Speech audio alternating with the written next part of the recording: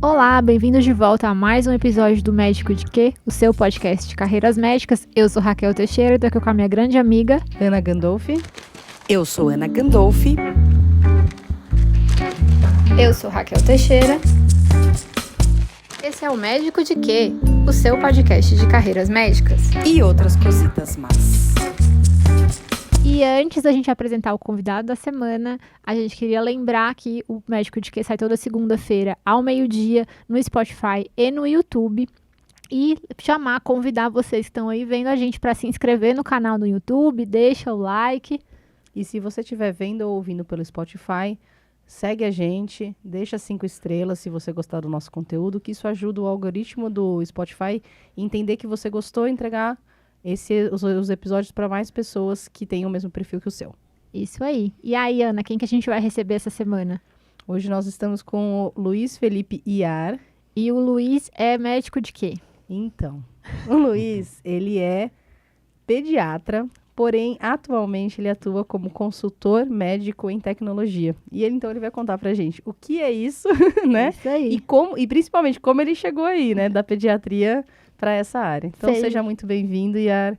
Bem-vindo. Muito obrigado, é um prazer estar aqui. Agradeço o convite, o prestígio todo e vamos conversar, né? Entender como foi essa jornada aí de pediatra, que acho que quem assiste, quem ouve, deve estar falando, pô, mas eles levaram outro pediatra, né? Exatamente. Do pessoal que já trabalhou comigo, mas não, a gente vai contar uma outra história, um outro lado. Antes disso, conta quem que é o Iar antes da medicina. De onde que você é? Então, eu sou de São Paulo, né? Então, vivi ali perto da faculdade que eu fiz, né? Da Escola Paulista, ali na Vila Mariana. Você já morava na Vila Mariana? Já morava. Estudei no Madre Cabrini ali, que é um colégio de Nossa, freira. do lado da escola. Tenho muitos amigos de lá até hoje. E cresci por ali, né? Meu pai trabalhava ali e sempre tive, assim, alguma relação com a Escola Paulista, né? E aí as coisas foram evoluindo e, felizmente, se encaminharam para o que eu mais queria, que era estudar lá, né? Sempre fui alguém muito curioso, gosto de ler, né? E explorar diversos conhecimentos fora de uma linha principal, fora daquele ensino tradicional e de esportes, né? Então, sempre acompanhei uma série de esportes, né? Na faculdade, hoje mesmo. Tô sempre acompanhando, tentando praticar, né? O que você fazia de esporte na faculdade, Iar? Joguei handball. Handball. Muito Sim. bem. Quebrei o nariz, enfim, todas essas Quebrou o nariz, intercorrências meu Deus. do esporte, mas enfim, foram anos muito bons, muito aprendizado, muita evolução pessoal e ganhamos alguns títulos também, né? Então, Ele vem de uma longa linhagem de homens no handball da escola. Longa linhagem, é. sim. E me fala uma coisa, seus pais eram médicos, como que você chegou a resolver ser médico? Não, então, meu pai é dentista, minha mãe é administradora de empresas, né? E, na verdade, eu tive uma ex-namorada, né? Que o avô dela é médico, né? Ele é uma figura muito diferenciada, assim. E eu tinha uma grandíssima admiração por ele, né? Que legal. Enfim, na época que eu namorei com ela, estava no colegial. Eu lembro que ele devia ter ali seus 70 e poucos anos, e ele estava estudando o grego através do francês. Cara, Uau! Então, realmente. ele fala aí, sei lá, entre 6 e 8 línguas, escreveu o maior tratado de estrabismo que existe em português, inglês e espanhol. Era capitão de vela, né? Então, velejava e eu fiquei muito próximo dele. Ele tinha 2 bibliotecas em casa e ele falava, pode pegar o livro que você quiser. E eu vi essa rotina de estudos, de aprendizado contínuo, de curiosidade. Veja, ele é um cara muito curioso, né? Que é capitão de vela, escreveu o Tratado de Estrabismo e fala tantas línguas. Foi, pô, esse cara Foi um modelo. Exatamente. Então, acho que esse foi o primeiro grande ponto, assim, que me atraiu e ele é apaixonado por medicina até hoje. Ele é professor titular da Santa Casa, né? Agora professor emérito. E Então, acho que foi nesse momento que eu pensei, assim, eu estava ali no colegial, pô, é por aí que eu quero seguir, né? E ele sempre estimulou, sempre foi. Meus pais também, né? Sempre deram todo apoio, Sim. enfim. Mas Isso. acho que esse foi o ponto principal. E você entrou na faculdade pensando em fazer o quê? Já tinha uma ideia do que fazer ou você não tinha essa noção de Oftalmo, especialidade? aquele pessoal, Não, estrabismo? não, oftalmo acho que é a única coisa, duas coisas que eu tinha certeza que eu não ia fazer, oftalmo e depois pediatria. É bom, né? O famoso cuspir pra cima, Foi né? exatamente isso, assim. Oftalmo eu continuei, né? Porque eu ainda tenho pavor de mexer com olhos. Pediatria eu fiz tudo em otorrino, né? Na faculdade, Na você fazia faculdade. iniciação científica ou Sim, liga de acompanhava professor, otorrino? liga, fui representante dos alunos no departamento, Que legal. fiz estágio fora. Porém, chegou um momento do 6º ano, eu passei na pediatria e me apaixonei ali pelo raciocínio clínico, né? Por todo aquele pragmatismo do pediatra de aparece ali um paciente, você faz um diagnóstico essencialmente clínico, né? Depende muito pouco de exames acessórios e resolve, né? Em 99% dos casos de pacientes internados acabam indo muito bem, uma internação curta, então aquilo me chamou atenção, né? Já existia, assim, uma conversa de que, pô, não tem pediatra e tal. Falei, bom, então acho que pelo menos emprego eu vou ter. Você falou um negócio interessante, eu nunca tinha parado para pensar nisso, mas também me chamou a atenção quando eu passei na pediatria que eles dependiam muito menos dos exames complementares mesmo, realmente, assim, os diagnósticos são muito clínicos puros, assim, né? Não, totalmente, assim, trabalhei sempre com medicina hospitalar em pediatria, né? Trabalho um pouco ainda, mas mesmo em ambientes de alta complexidade, você, com o raciocínio clínico, você resolve pelo menos os 90% dos casos, sabe? E é isso, assim, tive grandes mestres, né, na graduação que me inspiraram, né? O professor Petit, o professor Clóvis, o professor Mauro. Então, observando eles, né, era sempre uma inspiração, porque você via que só com a história, com o exame físico, que sempre é muito bem detalhado, eles conseguiam ir muito longe. No começo você não acredita, você fala, não, esses caras estão inventando. E depois você vê que aquilo faz total sentido e, pô, isso chamou muito minha atenção. E aí foi o grande motivo de eu ter seguido esse caminho depois da faculdade, prestei pediatria diretamente e aí foi que a coisa começou. E isso foi no 6º ano, a decisão final foi no 6º ano mesmo? Foi no último estágio do 6º ano, que aí eu mudei de otorrino para pediatria. E aí, como é que foi a residência de pediatria? Foi muito boa, porque eram 3 grupos de 8, né? E o meu grupo eram essencialmente 5 pessoas que eram da minha turma, né? Marília, Stephanie, o Stefano, né, que veio aqui. E a gente era, enfim, muito próximo, né? Foi tudo muito tranquilo. E também vieram 2 pessoas, né? Uma da Pucamp e de Sorocaba, o Caio e a Beatriz, que viraram grandes amigos, né? Que até hoje são grandes amigos. Então, foi muito tranquilo, assim, passar perrengues com eles, né? Mesmo jornadas mais longas, sei lá, 80, 90 horas na semana, do lado deles era muito mais tranquilo. E a proximidade do departamento, né? Então, o departamento de pediatria, não temos o que falar, assim, os docentes são presentes, professores de todos os níveis estão ali, te estimulando, sempre prontos para conversar. As atividades acadêmicas são bastante equilibradas com as atividades práticas e você tem uma heterogeneidade de cenários para praticar a medicina que é fantástico, assim. Então, foram 2 anos, então essa foi a parte boa também. Não sei se com 3 anos eu teria ficado tão satisfeito, mas o fato de terem sido 2 anos foi algo ágil, né? A curva de aprendizado foi excelente, a exposição a casos complexos, a situações complexas foi enorme, né? Então, vejo como um período muito, muito positivo, difícil, mas que hoje eu lembro com um pouco de saudade. E a anedota aqui, gente, quem não ouviu o nosso episódio de pediatria com o Stefano, eu vou deixar aqui no card para vocês, mas a anedota é que o Iar era para ter sido pediatra. Inclusive, ele foi altamente recomendado por diversas pessoas quando eu perguntava, eu queria alguém da pediatria que fosse um pouco mais novo do que eu.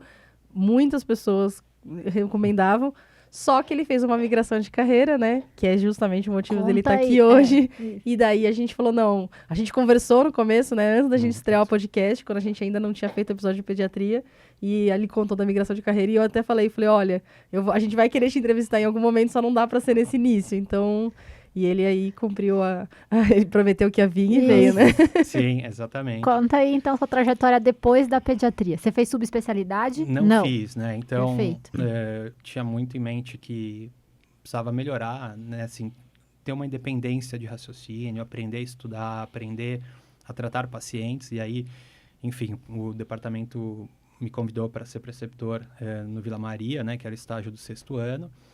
Que só para quem não está ouvindo e não conhece, é um hospital estadual, É municipal. né? Municipal em São Paulo, mas que é fora do hospital universitário. É isso, né? Ele é associado à Unifesp. Isso. E aí os alunos do 6º ano passam ainda um mês nesse estágio, né?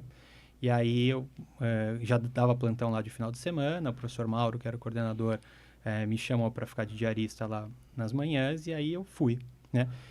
E aí tive um tempo para estudar sozinho, para ver as coisas na prática e ter essa responsabilidade, né? Porque acho que a responsabilidade de estar com o paciente te leva um pouco mais longe de você ser o titular, o responsável Sem por dúvida. aquele caso. Fica aquela pulga sempre atrás da orelha, do estou fazendo melhor. Eu acho que isso, quando você tem uma prática que não é supervisionada, acaba te levando um pouco mais longe. E tive esse período lá de 3 anos, né? Foram também maravilhosas. Também foi elogiado por todo mundo e mais um pouco, né? Todo mundo que passou por lá, que passou pela sua supervisão, né? Os alunos elogiavam muito. Foi homenageado várias vezes. Até por isso que foi uma surpresa quando você fez a migração de carreira, né? Eles são generosos. Acho que é porque eles eram muito próximos a mim, né? Então, quando eu comecei, era a turma 79, né? Que estava no 6º ano. Eu sou da turma 76. Então, eu convivi muito com eles na graduação. Então, foram anos muito divertidos, né? Que a gente estava entre amigos, a gente conviveu muito na faculdade. E eu acho que a gente tinha abertura para discutir e abordar as coisas das maneiras mais diversas e interessantes possíveis. Então, foi isso, assim, foi muito divertido. E aí, a partir daí, eu sempre tive interesse em estatística, programação, mas nunca tive tempo para fazer isso. Fiz vídeo, né?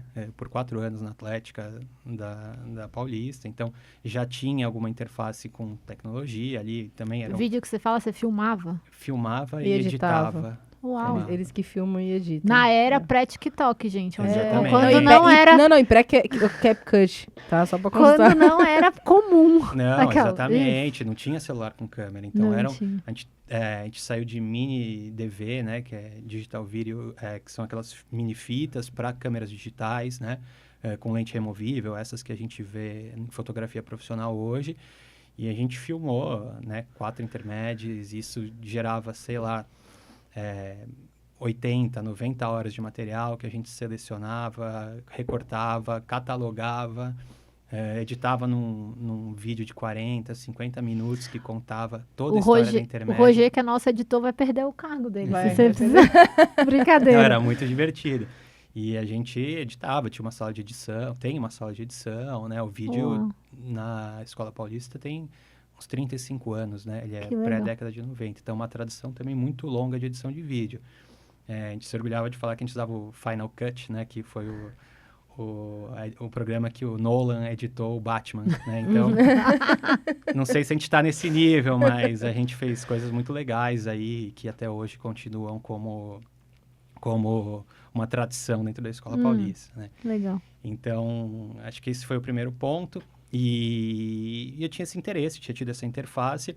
E aí fui trabalhar no hospital, que é o que eu trabalho hoje em dia, que tem aí um grande setor de tecnologia, né? E eu gostaria de entender, comecei a procurar.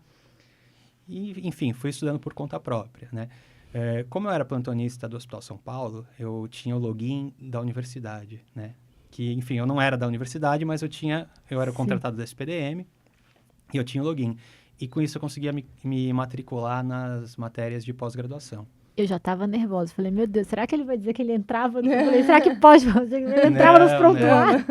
Que legal. Não. Você conseguia se matricular nas... Sim, e aham. aí eu me matriculei na de Estatística Aplicada do Altair, que é um Uau. podcaster, Que é muito famoso o curso dele, inclusive, é muito famoso. que ele é do Naruhodô, ele tem um podcast, eu conheci pelo podcast. Vamos botar depois aí o @ do podcast. Ótimo. Com certeza. E aí eu via muita divulgação científica e descobri que ele Legal.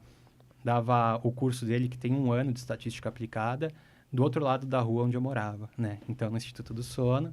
É um programa CAPES 6 ou 7 da psicobiologia. Uau. E ele é psicólogo, enfim, tem um doutorado, fez alguns pós-docs e é estatístico também. E ele é consultor de estatística, enfim, foi um curso maravilhoso. E aí eu comecei a ganhar um pouquinho de base estatística. E aí veio a pandemia, né? Eu estava trabalhando nesse hospital, na parte assistencial, e as coisas estavam indo muito bem. E aí veio a pandemia, eu falei, pô, eu tô com tempo livre aqui, né? Não trabalhava nas manhãs, eu vou fazer alguma coisa. Daí comecei a estudar programação. E fiquei 1 ano estudando programação online, por conta, né? Por diversão. A pessoa, quando é diferenciada, ela faz o quê por diversão? Né? Exatamente. Vê fofoca no Instagram? Não. Faz um curso Joga de Candy programação. Crush? Não, faz programação.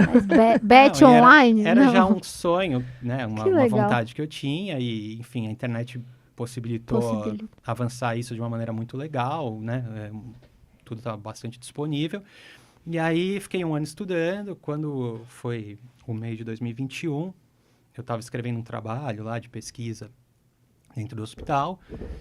E teve alguma mudança na gestão, né? E falaram, esse gestor tem os dados, você precisa falar com ele, né? Que é meu chefe atual. E aí eu cheguei para ele e falei, preciso desses dados, eu estou escrevendo um projeto, você consegue me dar? Ele falou, olha, eu acabei de assumir o setor, eu não sei muito bem, eu estou me ambientando, eu sou médico também. Eu falei, não, eu tenho um mínimo conhecimento de programação, se você me der os acessos, eu vou lá e consigo... Eu me viro, né? Consigo me virar. Ele falou, pô, você sabe programação? Eu falei, olha, sei o mínimo, mas eu consigo me virar. Daí ele falou, pô, escreve para mim o que você já fez. Daí eu escrevi para ele por e-mail, daí ele falou, posso te ligar? Tá bom, daí ele falou, você tá contratado. Te contratou, quer dizer, ele te Mas você contratou. falou, contratado pra quê? Eu não tô pedindo emprego, né? Eu falei, exatamente, falei, contratado para quê? Daí ele falou, não, você tá contratado para trabalhar aqui com esses dados, vem 2 períodos por semana, e a gente vê o que acontece. E isso era abril de 21. E eu comecei. E aí foram 6 meses muito duros, né, de ansiedade, assim, pô, o que eu vou entregar? Não sei nada, a gente não sabia, nunca tinha feito um projeto digital. E aí a gente teve gente muito generosa dentro do hospital, que foi nos tutorando, nos guiando. A gente contratou um analista de dados, né, que também é muito talentoso.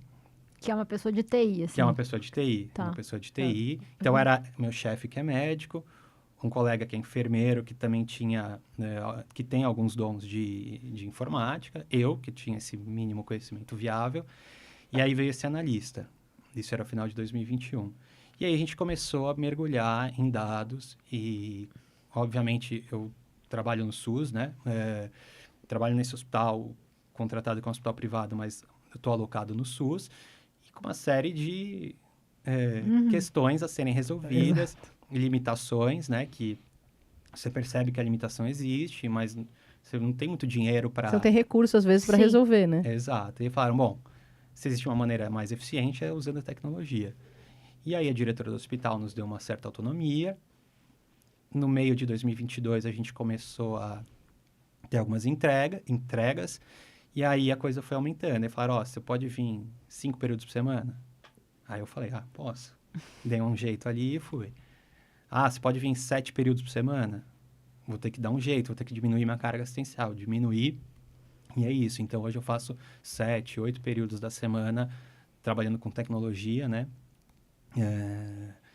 E é esse o momento que estamos de time, né? Essencialmente, a gente trabalha com dados e ferramentas que processem dados, que disponibilizem dados, mas essencialmente a nossa matéria-prima é o dado de saúde, né? Então, foi esse o caminho de transição. Nossa, Muito bom. Uma história... Não, e eu acho que você falou muito, a gente já tinha conversado sobre isso, né? Porque existem soluções, às vezes, boas, até ligadas à tecnologia. Só que elas são muito caras, né? Para o Brasil, para a nossa realidade brasileira, principalmente no SUS, mas mesmo para hospitais privados menores, é impossível, é impagável, né? Então, a gente ter soluções criadas aqui dentro é outra coisa, né? Completamente diferente. Esse é o ponto, assim, esse boom que a gente vê de tecnologia, e não só dados, né, mas engenharia de software e, enfim, aplicativos e inteligência artificial, eles competem todos pelo mesmo profissional, que é um profissional que trabalha à distância sem problemas. E o Brasil tem uma tradição de ter ótimos programadores, né, competitividade internacional. Então,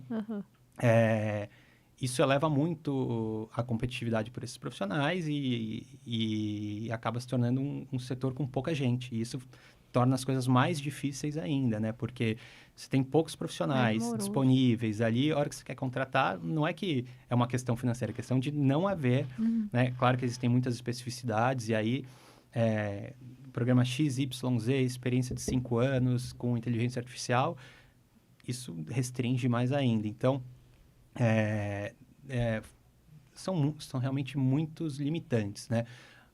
O orçamento necessário para você colocar uma aplicação profissional no ar, ninguém imagina assim, o trabalho e o custo que é até começar a fazer. Mas realmente, para hospitais menores, clínicas, startups, modelos mais simples, protótipos, são muito viáveis. E o SUS é a mesma coisa. Então, a gente vive prototipando, né? Todos os tipos de projeto de dados, de aplicação, de indicadores para gestão, recortes, né, de dados para pesquisa clínica. E a gente vai tentando extrair ali o máximo de informação, de possibilidades que a gente enxerga, né? E com o tempo a gente vai ganhando um pouco de experiência. Não, e com certeza é assim, fora o fato de que você consegue fazer alguma ferramenta, às vezes, mais personalizada para a nossa realidade, né? Isso... Não, sem dúvida. Então, é exatamente isso. Assim, quando a gente fala de medicina baseada em evidências, de tudo isso, são ferramentas para que você analise um contexto de pesquisa clínica em outro país, em outros cenários, com outras populações, extraia ali o que é aplicável à sua realidade e aplique. E esse é o seu resultado final, né? Achar que a medicina baseada em evidências é simplesmente o transplante daquele dado para o seu cenário uma ingenuidade muito grande. Então, a translação do conhecimento, da pesquisa, dos artigos, inclusive de tecnologia, para a realidade do SUS, é algo que vem sendo fantástico, né? E acho que quem é consultor médico, né? Eu tenho outros colegas que atualmente trabalham comigo, é isso que nos desperta mais interesse, esse propósito de entregar melhores soluções, um atendimento mais eficiente, mais digno para o paciente do SUS, né? Hoje o nosso hospital é essencialmente oncológico e pediátrico, então são 190 leitos, dos quais 20 são pediátricos e 170 são oncológicos. Nossa. Adulto. Adulto. Tá.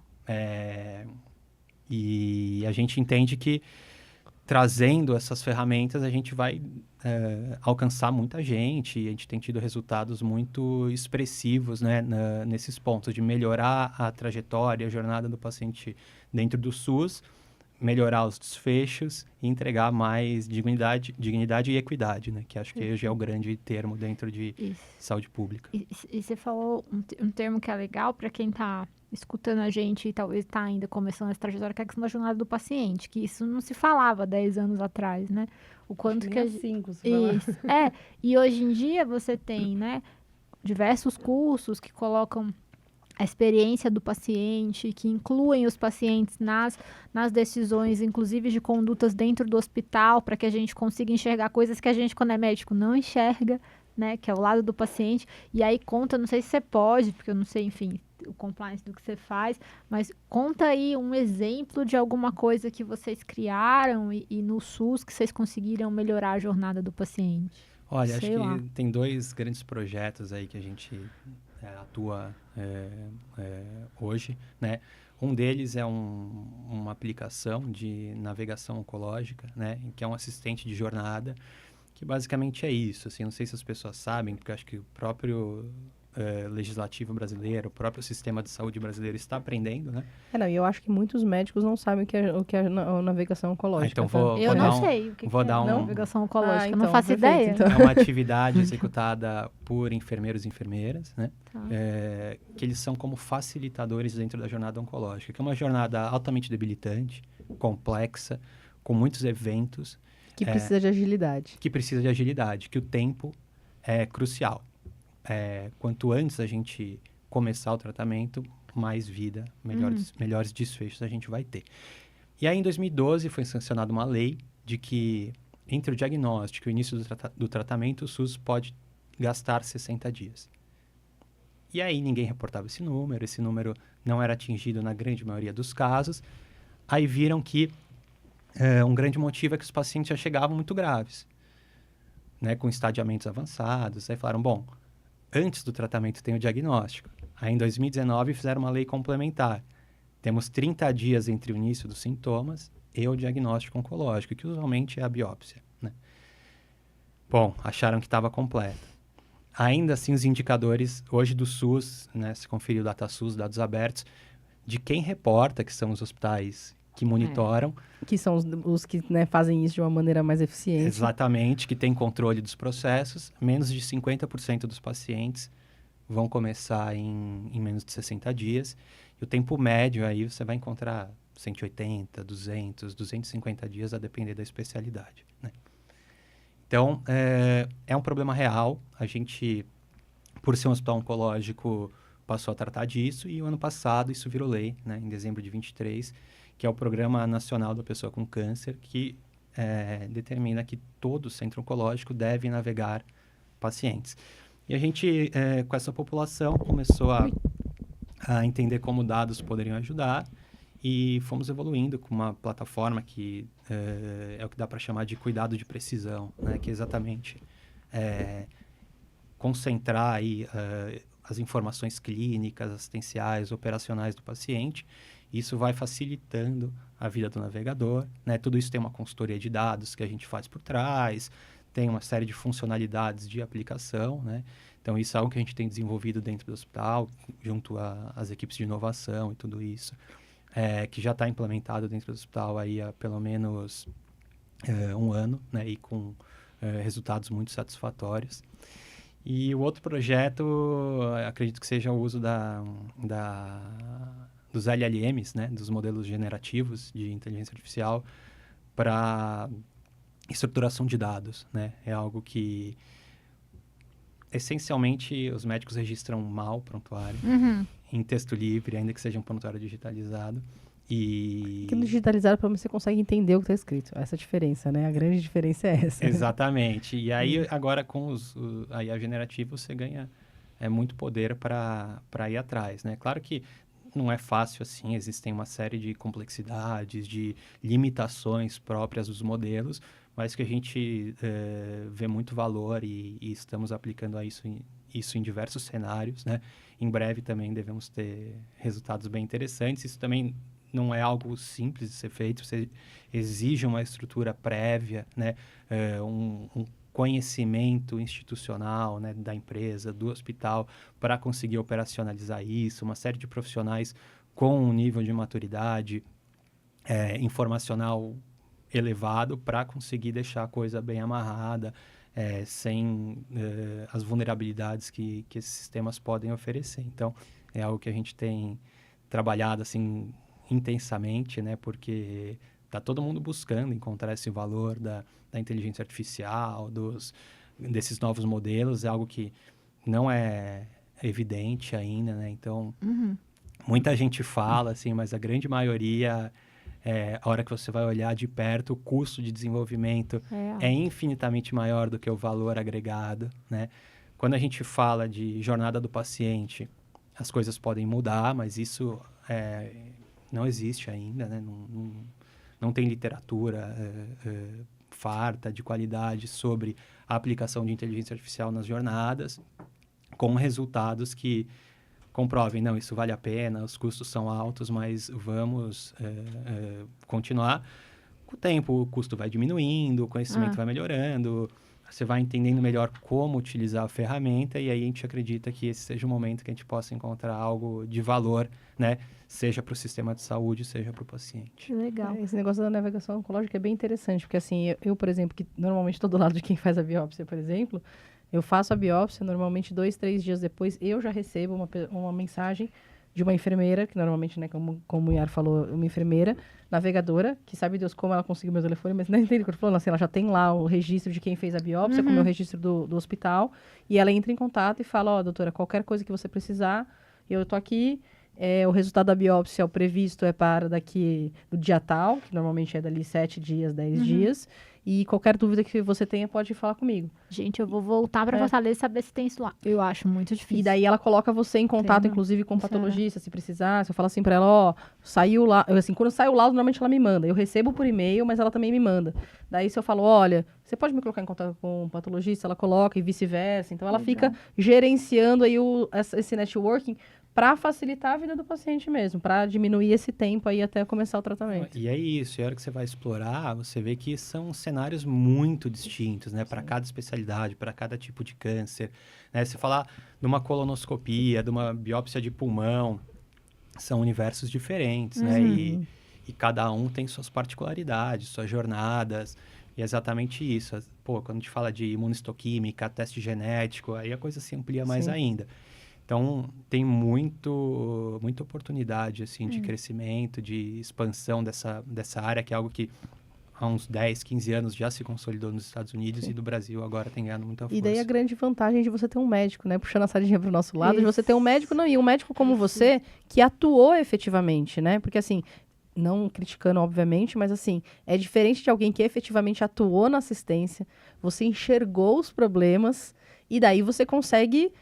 tentar resolver os problemas que você viu. Não só os problemas que alguém te contou que tem ou que alguém trouxe para você que existe, né? Eu acho que tem 2 pontos nisso que eu concordo totalmente. Um que é essa experiência assistencial, né? Porque entender ali o que acontece de fato com o paciente, como as coisas funcionam, os processos, as limitações desses processos, é essencial. E acho que foi por isso que não me demitiram nos primeiros 6 meses que eu não entreguei nada, porque...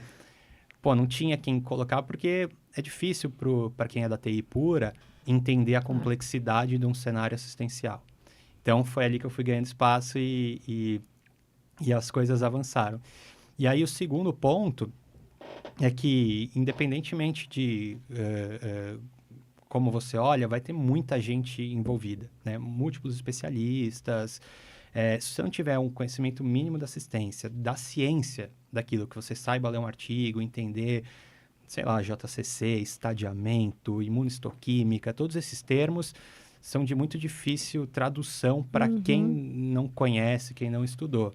Então, acaba que o médico é necessário, né? Que tenha um mínimo conhecimento de ciência, de estatística, e que consiga traduzir isso para quem é da TI pura. Minha intenção nunca é competir ou superar o programador em programação. É complementar, né? É complementar, exatamente. Mas o fato de conseguir dialogar naquela linguagem, né, na linguagem do computador, na linguagem do dado, com quem é da TI, faz muita diferença. E eles, né, gostam muito de vir, assim...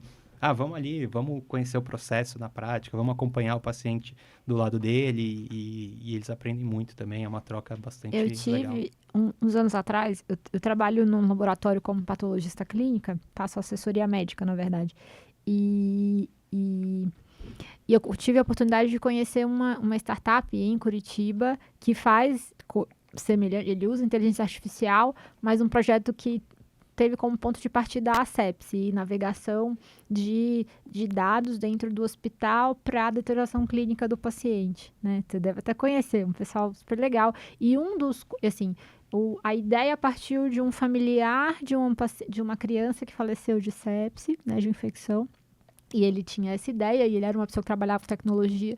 E junto da equipe, né, do pessoal alto dessa startup é um médico infectologista, né? Exatamente, que tem também conhecimento de programação tipo você, e é interessantíssimo, assim, é uma coisa que eu acho que são iniciativas em paralelo que a gente está vendo aqui no Brasil, mas que no futuro tem muito a agregar. Eles conseguem extrair, falando na minha parte do laboratório, os dados de laboratório e entregar um flag para o médico, que às vezes a gente recebe resultado crítico, no meu caso no laboratório, que todo exame, a gente tem uma tabela de X exames hospitalares, a partir de tal nível cada um, a gente precisa reportar diretamente para o médico. Isso é um desafio em qualquer lugar, porque o médico não atende telefone, o médico não quer receber o resultado crítico, saiu na UTI, está em intercorrência, está fazendo um procedimento, e a gente tem uma grande dificuldade nessa comunicação, e quanto mais a gente conseguir automatizar esses processos, melhor sucesso você vai ter na ponta, que é para o paciente, né? Então, são oportunidades múltiplas, e essa coisa da navegação oncológica é um grande desafio no Brasil, porque os serviços são todos separados, a gente não consegue ainda, né, na maioria das vezes, navegar o paciente num lugar só. Esse negócio do resultado crítico é complicado, porque o timing, né? Eu acho É que muito importante. Eu já recebi, por exemplo, ligação de um colega radiologista com resultado crítico de uma tomografia. Daí ele me ligou, eu falei, não, porque eu falei, ó, fica tranquilo, esse paciente já tá operado. Entendeu? Porque assim, eu já tinha visto, mas assim, você vê que quando caiu o crítico pra ele, já tinha passado o time, né? O paciente já tava operado. E quando eu era da assistência, assim como o Iaro, eu também trabalhei no pronto-socorro do Hospital São Paulo, a gente nem dava muita bola, assim, porque a gente é meio psicótico também de olhar exame, a gente não vai às vezes no laboratório, mas pra gente que tá no laboratório, tem meta, e assim, você precisa comunicar, você precisa garantir, e às vezes o colega não via aquela gasometria com acidose de pH de 6,9 e ia checar amanhã na rotina, né? Então, são coisas que são desafios e oportunidades dentro do hospital. Exatamente isso, assim, nada do que a gente faz, a gente considera que é uma inovação bruta. Tudo já está sendo feito, talvez de uma maneira menos eficiente. Perfeito. Talvez seja um palheiro, uma sopa de letrinhas, e tenham informações que são muito relevantes, que ficam ali perdidas entre muitas informações, alertas que estão perdidos entre muitos alertas, e aí entra a questão da fadiga dos alertas, que é algo também muito debatido, né, em sistemas digitais médicos. E aí nosso olhar é esse, falar o que é importante. Dentro desse objetivo que nós temos, o que a gente vai destacar, como a gente vai agrupar esses dados, com que frequência a gente vai levar isso para o médico, como, para quem que a gente vai entregar. Então, essas são perguntas comuns a praticamente todos esses projetos de automação, né? E aí, acho que nesses 3 anos aí que nosso time tem trabalhado com isso, a gente deve ter feito mais de 50, 60 entregas de diferentes produtos nessa linha de gestão de resultados de pânico, né? Gestão de SLA, né? Que são prazos de entrega de exames e tudo isso. Então, a gente tem uma atividade bem ampla, assim, desde a base de volumetria, de produtividade médica, de produtividade hospitalar dos diferentes setores, imagem, laboratório, ambulatório, UTI, enfermaria, até coisas bastante específicas, assim, um rastreio rápido de pacientes com neutropenia febril que fizeram quimioterapia há menos de 28 dias, que dão entrada no serviço de emergência. Perfeito. Num serviço de emergência que está sempre cheio, como é um serviço público... Não consegue. Demora para saber o TAT, né? O tempo de a pessoa alertar, nossa, provavelmente uma neutropenia febril do paciente com QT demora. Exatamente. Então, a gente sistematizou isso e consegue identificar e ver conformidade de processos. Eu vou mandar esse episódio para uma amiga minha que é gestora do hospital universitário lá. Não é possível, se ela não lhe conhece, ela tem que lhe conhecer. E esses projetos, porque é isso, a gente tem muita oportunidade no caos e tem como melhorar, né? Que legal. E assim, é uma coisa que no Brasil a gente não tem dado de nada, né? Dado populacional, tô falando, né? Você vai, por exemplo, nos Estados Unidos, né? Eu, por exemplo, escrevo muito artigo científico. Você vai lá, entra no CDC americano, acha a estatística do que você quiser, né? Não estou dizendo que é acurado, enfim, a gente pode entrar nessa discussão, mas não é essa a questão. A questão é que aqui a gente não tem dado populacional de nada, né? Então, normalmente, os artigos começam com não temos dados populacionais do Brasil, porém, a estimativa é que seja tal, não é? Normalmente. Sim. E assim, por que isso? Porque é caótico, porque a coleta de dados ela é completamente assimétrica. Tem hospital que até faz uma coleta mais ou menos, tem hospital que nada. Tanto é que eu lembro que na época da pandemia, surgiu várias fake news, várias não sei o que, daí o pessoal falava, não, eles estão superestimando o número, né? Não teve essa superestimando, daí eu falei, gente, daí uma vez falaram isso e assim, eu evitei ao máximo, eu evitei ao máximo entrar em todas as polêmicas, embora todo mundo que me conhece sabe que eu sou bem polêmica, mas eu entrei ao máximo entrar em polêmica da pandemia, porque eu já tava esgotada de polêmicas. Mas essa eu falei, gente, quem me falou isso foi um não médico, daí eu falei, gente, sério, você nunca entrou no hospital no Brasil? Não, mas eu falei, gente, assim, no Brasil, qualquer doença que você fala é subestimada. Qualquer uma. Ah, mas o que? Eu falei, porque assim, se no meu hospital colocarem 1.000 casos de Covid a mais, eu tenho certeza que tem 3.000 que não foram reportados no resto do Brasil. Pelo menos. Então, assim, não tem como. Qualquer doença no Brasil é subdiagnosticada, é supernotificada, pelo menos, né? Não, com certeza. Hoje, a grande maioria dos relatórios, né, de dados do Ministério e tudo isso são relatórios manuais. Isso. Né? Então, a gente tem um sistema de saúde muito pressionado, né, em que faltam profissionais, faltam recursos, que a gente não consegue entregar a nossa atividade principal, que é a assistência ao paciente. Exatamente. Então, a atividade colateral, que é preencher o papel de notificação... É o último dos seus, assim, da sua Exato, das vontade prioridades, de fazer, da né? prioridade. Se você tem um recurso limitado, isso vai ficar como em segundo plano. E, de fato, o que acontece, né? O DataSUS é uma iniciativa maravilhosa que, enfim...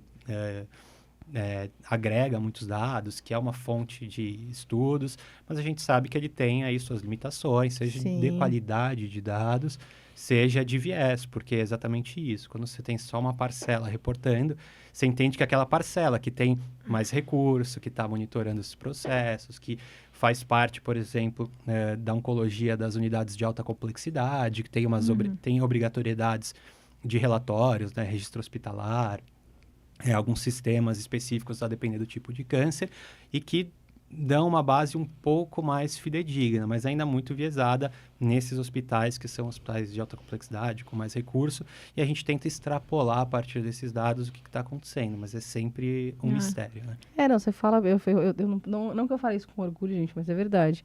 Eu lembro quando eu era residente, tinha que pôr o CID. Gente, você põe qualquer CID só para passar para a próxima aba.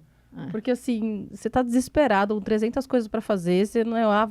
Então, assim, é isso, né? E agora vai começar... Assim, eu vi uma notícia, aquela na mídia leiga, que vai se iniciar uma tentativa de uniformização dos prontuários no SUS, né? Porque a gente tem o Ministério da Saúde, a gente tem as secretarias de saúde estaduais e, na verdade, a saúde é executada... Né? Isso, e a saúde é executada nos municípios, né? E a gente tem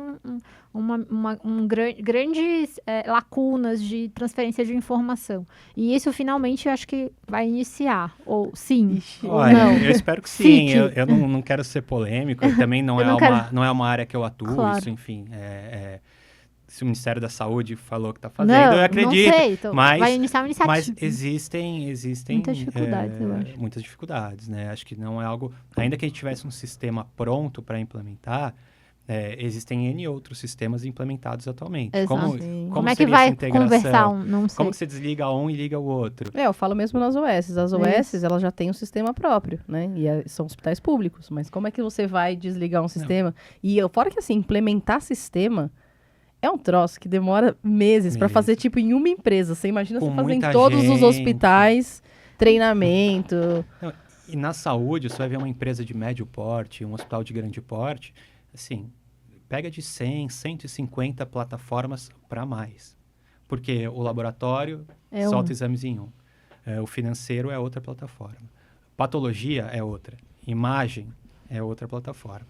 Aí prontuário é um no hospital. Na atenção básica é outra. No mesmo hospital, o ambulatório e o usa um prontuário, o hospital usa outro. Você não enxerga o paciente. Vê no PS o que é que ele passou no consultório. E aí tem as especificidades de cada serviço, de cada especialidade médica. Então, você chega num nível de granularidade de que um único prontuário nacional, não sei se seria a solução, porque você vai ter ali a balança entre customização, complexidade e custo, com simplicidade, e aí você limita a sua prática, porque o sistema não é capaz de absorver todos esses fatos que acontecem na realidade, você não consegue documentar.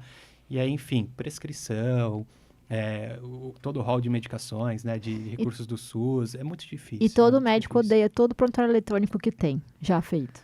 Eu não conheço. Vocês conhecem algum que vocês gostam? Não, Conheço. ninguém. Não, calma. Não é que eu conheço um que eu gosto. É que assim, tem um famoso que obviamente eu não vou citar, né? Não. Pra não ter problema com Tem o nosso tem- compliance. Mas assim, tem um famoso que usa na maioria dos hospitais. E você tem como criar... Ele em si, cru, eu não gosto. Só que você consegue criar uma interface própria do hospital. E, por exemplo, grandes hospitais aqui de São Paulo, mas Customizam. obviamente customizam e fica altamente intuitivo. Mas, de novo, você precisa ter alguém com desenvolvimento de tecnologia só para fazer isso, não, e para gerir. Porque se tiver qualquer problema, como é customizado, não é a empresa que vendeu o software que vai... Estou falando alguma bobagem? É isso mesmo. Que vai resolver. É isso mesmo. É a sua TI Local. interna. Só que imagina o número de pessoas que você vai ter. Se você tiver um Isso. hospital de 400 leitos, você imagina o número de pessoas que você vai ter só na folha de pagamento da TI para resolver esse E tipo de de coisa. plantão Isso 24 horas. Não, e isso pós-customização. Não estou nem falando de quando você desenvolveu a customização, que é outra coisa. É Então- exatamente isso, assim. E aí, os prontuários são desenvolvidos com todas essas complexidades, o gestor já não quer mais botar dinheiro, Já não quer. então ele quer encurtar esse caminho. Normalmente é muito doloroso, toma muito mais tempo do que o que estava planejado de início, e aí eles fazem ali o essencial para a atividade assistencial. E aí quem trabalha com dados, Aí, quer dizer, aí não serve Você nem fica um louco, dado né? que você não Eles- tem lá. Louco, você não eles- consegue... eles nem, quer dizer, na maioria das vezes eles não são sistemas desenvolvidos Isso. com orientação a dados. Então, você tem que fazer mais uma série de tem isso também customizações, ainda. de mudanças de processos, de cultura, para que aquele prontuário passe a atender um pouco melhor às necessidades de dados. E aí você tem que trazer não só o desenvolvedor, mas o profissional que lida com dados e que também é um processo contínuo de transformação, avaliação de qualidade, uso, implementação de ações, porque no final o dado é o meio para que você implemente ações Isso. e transforme aquele ambiente, ver os impactos das ações. Então, é complexo. Amigo, é você vai complexo. ficar rico nisso. Ai. Olha, Não, e você sabe que tem uma outra coisa que eu gosto de ver médico nessas áreas, é que eu tenho talento zero. É, assim, eu- para qualquer coisa tecnológica, eu uso o mínimo necessário. Mas, assim, eu gosto de ver médico nessas áreas porque muitas vezes a gente vê essas iniciativas sendo criadas por desenvolvedores, por pessoal da TI, mesmo administradores. E uma coisa que sempre me incomoda, sempre, é que, assim, eles criam uma solução para um problema que eu não tenho e eles não resolvem o problema que eu tenho. Sim. Só que eles já vêm com o negócio pronto. Eles não perguntam a minha opinião. Daí eles vêm e eu falo, mas isso não é um problema pra mim. Só que assim, o negócio já tá pronto, entendeu? Daí o cara vem entregar pra mim e eu falo, mas eu não tenho esse problema. O meu problema é esse e esse. Ah, eu não sabia. Mas você pergunta agora que tá pronto? Porque realmente ele não É conhece isso. as dores que a gente tem. Então ter alguém da assistência, por isso que eu frisei isso, que passou pela assistência, cara, faz uma diferença assim brutal. Por isso que ainda estou aqui, porque fazer o ponta a ponta é essencial, né? A gente tem até um nome para esses produtos que são os descascadores de jabuticaba, né? Muito bom. Que é isso, assim, é bem brasileira, né? É isso, o cara chega e fala, pô, eu inventei o descascador de jabuticaba para você. E você fala, cara, mas né? não faz sentido, assim, Mas ele quer te convencer que tem, porque ele pensou, já gastou muito tempo em desenvolvimento, já teve alguém que, pô, botou dinheiro ali, que também não entende o problema que está sendo resolvido, e no final você tem problemas estão ali evidentes e você acaba não abordando. E aí quando, né, isso o nosso time, a gente gosta muito de discutir, que não são soluções complexas. Então, quando você mostra, a pessoa fala, pô, mas isso daí é fácil de fazer.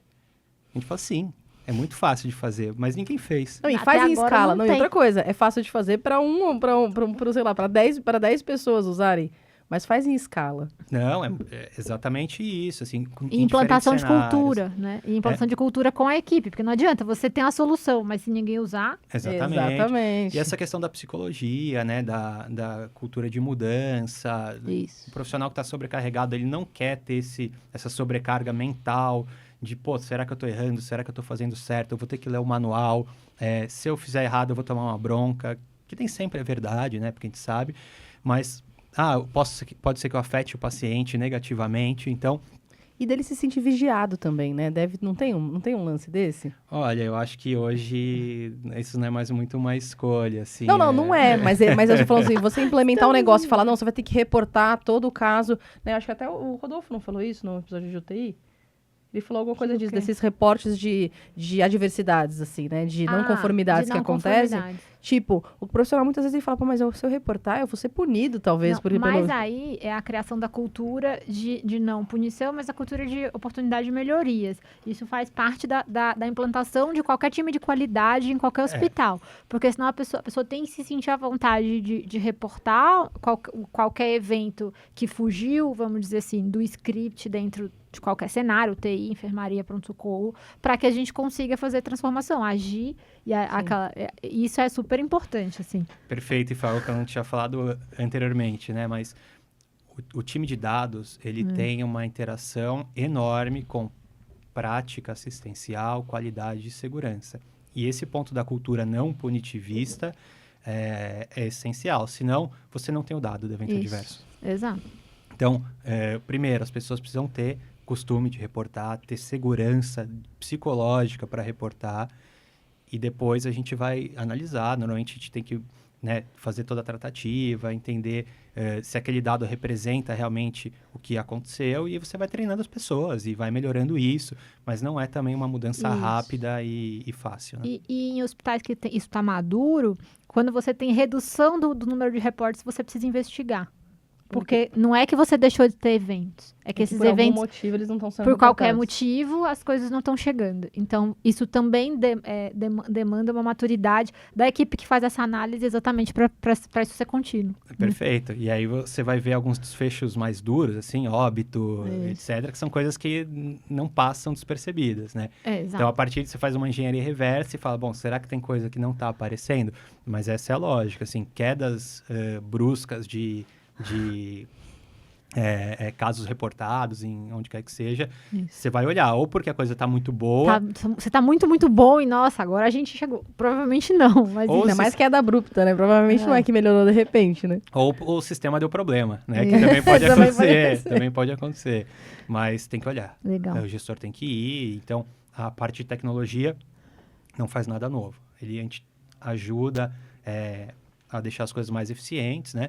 E trabalha sempre em parceria com outros gestores, com gente que conheça também de qualidade e segurança e tem essa perspectiva de melhoria contínua, né? E a outra coisa é que isso você democratiza, né? Isso é uma coisa que a gente falou no episódio da patologia, falou no episódio da radiologia também, né? Você democratiza, né? Se você conseguir criar alguma coisa... tudo bem, pode ser que quando você desenvolver um baita de um produto, tudo bem, ele vai ser caro no início, certamente. Mas na prática, a longo prazo, você vai democratizar isso, a coleta de dados de lugares que jamais iam ser coletados. Não, é exatamente isso. Assim, a tecnologia ela é altamente escalável, né? Então, acho que por isso que as big techs, todas as empresas de tecnologia alcançam cifras extraordinárias, porque é muito escalável. Você consegue chegar em lugares que você não imaginava. WhatsApp, Telegram, veja onde eles estão hoje, com qualquer conexão de internet, Starlink, chegam nos lugares mais remotos, que jamais alguém dessas empresas foi lá, né? Mas os produtos chegam. Então, esse é o ponto. E aí, o custo marginal, né, de você ir ampliando, ele é muito baixo. O custo inicial realmente é alto, mas uma vez que você está resolvendo um problema amplo, você vai chegar em muita gente. E aí você vai só fazendo melhorias, depois você parte da base e vai ampliando. E você ainda faz assistência em pediatria, Iar? Conta pra gente. Faço nesse mesmo hospital, né? Também temos uma unidade que tem uma parceria com a prefeitura, que atende pacientes dialíticos, né? Infantis agudos. Então, faz diálise contínua, diálise clássica, né? Referência do município. E tem uma parceria com o HCOR, né, que tem um PROAD, que é um programa de aceleração e desenvolvimento institucional do SUS, que são programas de hospitais privados que direcionam recursos para resolver problemas específicos em parceria com o Ministério da Saúde, que a gente faz pós-operatório de pacientes de cardiopatias congênitas. Então, esses pacientes são direcionados para o HCOR via PROAD, o HCOR opera, e aí a gente faz o pós-operatório, para que eles legal. consigam dedicar os recursos deles Para Na parte fazer mais cirúrgica. cirurgias. para fazer mais cirurgias, Que legal. exatamente. A Perfeito. gente tem já esse recurso de uma equipe de intensivistas de ponta, então o pós-operatório tem sido muito bom, os resultados foram espetaculares, seja para o paciente, seja para o sistema de saúde. E o ProAd SUS tem vários braços, gente. Depois a gente coloca aí um card só para vocês, onde que vocês podem procurar, mas é um projeto interessante também. Muito, Tem uma já colega que estudei, trabalha. né, o hospital Oswaldo Cruz tem um ProAd de ensino médico, que eles têm N cursos O Sírio gratuitos. também tem. Né, que, eu fiz um curso intermediário de pesquisa clínica de 6 meses lá no Oswaldo Cruz, com certificação totalmente gratuito, né, que é um esquema de pontuação que você tem no edital, né, então o pessoal, eu recomendo que veja, tem videocurso, tem um monte de coisa certificada, curso para preceptor, enfim, e é um ProAd SUS, né. Muito legal. Muito legal bom. mesmo. É isso, você vê como tem campo, né? A gente está aqui conversando hoje com o Iar, muito felizes de conversar com ele, exatamente para que quando a gente estava na faculdade, a gente primeiro não sabia nem o que era. Eu tô aqui falando de qualidade, parece que a vida inteira eu soube isso, mas porque eu muito transversalmente, como eu trabalho no laboratório, a gente tem correlação no núcleo de segurança do paciente e tudo mais, mas essas coisas a gente, obviamente, pela vastidão que é a medicina, a gente não consegue tocar, né, no dia a dia com os alunos e saber que isso é uma carreira, porque temos aí, com certeza, talentos igual você, que tem, hoje em dia, talento com tecnologia e que isso é uma carreira que eu acho que vai crescer muito, Iar. Ah, com certeza. E essa ciência de gestão, né? Eu acho que é algo que na saúde também é muito pouco ensinado e que é algo fascinante, são esses campos, né, que a gente mencionou anteriormente, qualidade, segurança, melhoria contínua, que mais você falou agora? Nem sei. Na jornada do paciente. Jornada do tudo isso paciente, aqui. é uma série de pontos específicos, com literatura científica de altíssima qualidade, que Sim. você consegue translacionar para a realidade brasileira, consegue impactar o paciente, consegue melhorar o sistema de saúde, seja público, seja privado, de uma maneira muito eficaz, Sem assim, dúvida. com resultados de curtíssimo prazo. E se você tivesse que dar um conselho para alguém, para algum recém-formado que está querendo seguir para uma linha parecida com a sua, né? Fazer alguma coisa na área de tecnologia, mas ligado à melhoria da saúde pública, digamos assim, qual conselho você daria? Olha, eu acho que curiosidade, né? Então, tudo começa do nível básico, você vai ler um livro, você vai ver um vídeo, vai fazer um curso, e hoje na internet tem N plataformas que oferecem cursos de altíssimo nível pós-graduação, nas melhores universidades do mundo. Então, você consegue fazer isso a custos acessíveis, né? E acho que é isso. Então, se você tem curiosidade, leu o livro, gostou, viu o filme, viu o vídeo, gostou, começou a estudar pela internet, gostou, vai com tudo. Mas tem essa curiosidade, não vá com a ideia de que, putz, isso eu vi há muito tempo, há 10 anos. Então, chega lá em Machine Learning, vai ter álgebra linear, vai ter cálculo multivariado, vai ter log, vai ter uma série de coisas que vão custar ali um pouco de energia mental no começo, mas que depois você acaba pegando, vendo aplicação. Então, muita coisa que eu tinha estudado no cursinho para prestar vestibular, hoje a gente usa na prática, né? Toda a parte de estatística, seja descritiva, seja inferencial, você acaba revisando, entendendo muito mais do que aquelas coisas que a gente aprende na faculdade, de qual teste eu vou usar, como executar o teste, que, assim, não tem a ver muito com a realidade. Isso não é estatística real, né? Não é. Você vai descobrir para que serve matriz, todas essas coisas. Exatamente isso, e o racional da coisa, né? E aí, uma coisa que eu falo, assim, que é o exemplo que eu dou, né, para os alunos, a gente trabalha com os alunos também, residentes, que é um conceito muito básico, que é um processo probabilístico, né, que é o diagnóstico, que é o desfecho médico. Não existe acertar ou errar diagnóstico, tudo é probabilidade. É claro que em oncologia, uma biópsia, viu câncer, beleza. Agora, todo o resto, a grande maioria, pediatria, pneumonia, o que você vai ver? Você vai ver se tem febre, se tem imagem, mas você não tem um exame que vai te dar 100% Não, de certeza. pelo contrário, é um conjunto de coisas, né? Desde a conversa com o paciente até o exame complementar que vai te dar o diagnóstico, e ainda assim, não é 100% de Não é 100%, certeza. você vai ter sempre probabilidades, né? E conhecer probabilidades não é conhecer desfechos. E aí o exemplo que eu dou Eu tenho um dado, né, de seis números, e eu sei, com infinitas casas decimais de precisão, qual que é a probabilidade de cada um dos desfechos. 1, 2, 3, 4, 5, 6. Mas eu nunca vou saber o desfecho antes de jogar o dado e ele sair. Então, você conhecer as probabilidades não te faz conhecer o desfecho. E o desfecho ruim nem sempre quer dizer que você foi mal, né? Por exemplo, fazer uma roleta russa com 5 balas no tambor é pior do que fazer com uma. Agora, não quer dizer que fazendo com 5 você efetivamente vai ter um desfecho negativo, nem que fazendo com uma você vai ter um desfecho positivo. Porém, ninguém em sã consciência escolheria, e que queira ficar vivo, escolheria a com 5 balas, né? Então, é basicamente isso. Esse é o paradigma estatístico. E esse é só um dos conceitos, né? Que você vai amadurecendo, entendendo. E a estatística tem N deles e que são absolutamente aplicáveis à prática clínica, à ciência de dados, à melhoria contínua. Perfeito. Muito Muito bom. Muito bom. Então, por hoje é só. Eu agradeço demais a sua presença aqui. Obrigada por expor aí a sua transição de carreira, como foi. Acho que com certeza vai ser de um aprendizado enorme aí para os alunos, mesmo para quem não for seguir, para entender, né, como que funciona. Acho que boa parte do que a gente discutiu aqui de dados, boa parte dos médicos não sabe, né? Até a navegação que eu falei, mas boa parte do que a gente discutiu aqui. Então, se você gostou, indique para os amigos. Se não gostou, indique para os inimigos. Raquel, onde que as pessoas te acham? @endocrinofeliz no Instagram. Eu tô no doutora Ana Gandolfi. A gente também tem as redes sociais do Médico de Quê, @Médico de Quê. Vocês podem mandar depois perguntas e comentários sobre esse episódio. A gente repassa para o Iari. De novo, aproveitar para agradecer a aula, né, que a gente ganhou hoje. E parabéns pela sua trajetória. Segue aí, que o SUS e os hospitais nesse país precisam. Agradecem, né? Exato. Precisam demais. Muito obrigado. Foi um prazer, uma honra estar aqui. É uma conversa muito divertida, então... É sempre muito gostoso falar de dados e espero que essa cultura se expanda, chegue em mais lugares e impacte mais a vida dos pacientes. Muito bom. Valeu. Até a próxima.